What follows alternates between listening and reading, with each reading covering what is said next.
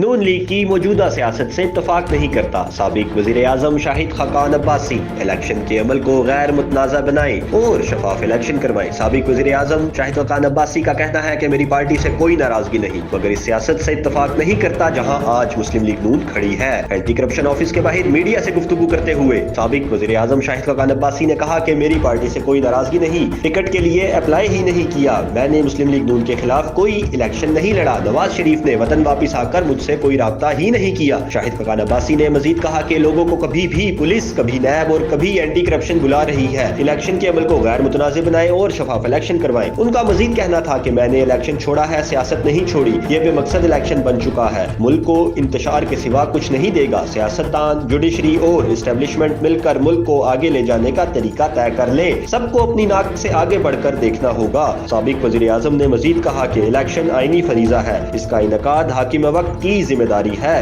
ہمیں الیکشن کی پرواہ نہیں ہوگی تو ملک ترقی نہیں کرے گا، عوام اس الیکشن کے عمل سے مطمئن نہیں۔